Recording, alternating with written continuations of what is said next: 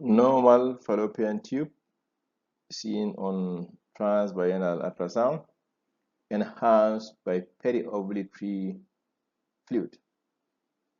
The last menstrual period of this 27-year-old undergraduate,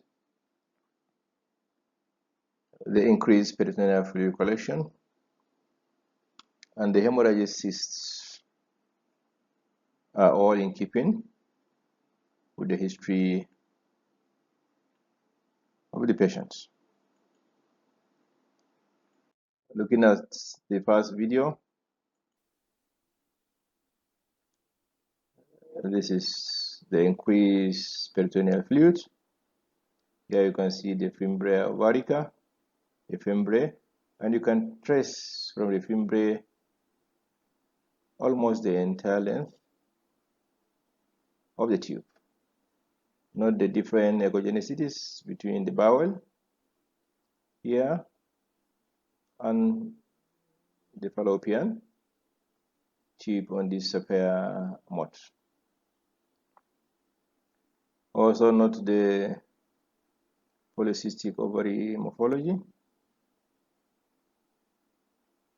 the echogenic specks, especially on the surface of the ovary, and somewhere here on the bowel. Again, you can trace from the fimbriae here almost the entire length of the tube.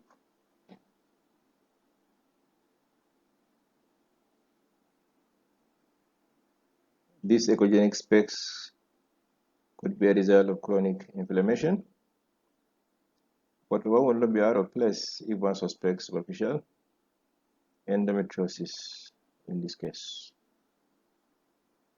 However, endometriosis is often associated with adhesions, and the positive sliding sign here is one thing that is against endometriosis.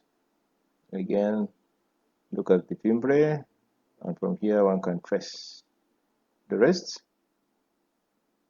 of the fallopian tube.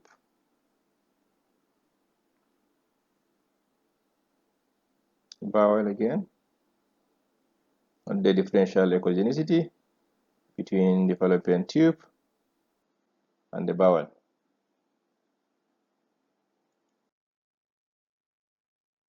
In this video, I tried to elicit bowel peristalsis, and I succeeded in doing that.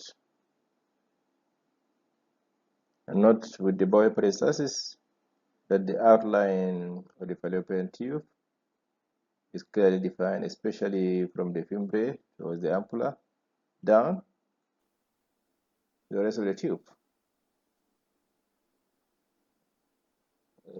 So again, we have seen this earlier. Again, here you can see the distal end of the tube here, and the muscularis of the bowel here. So let's wait for the bowel peristalsis so that we can delineate better. So you see that bowel peristalsis. So here, look at the bowel, and then look at the fallopian tube. Look at the fimbriae, and here you see you can trace the tube here, right? This is the serosa of the bowel. This is the muscularis, and this is the lumen. So the myths in the past were that the fallopian tube is not seen on ultrasound, and later we are told that only disease tube is seen on ultrasound, and then recently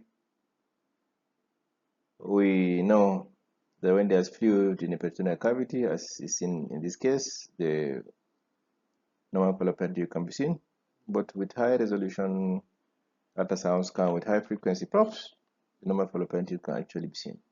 Thank you very much for listening.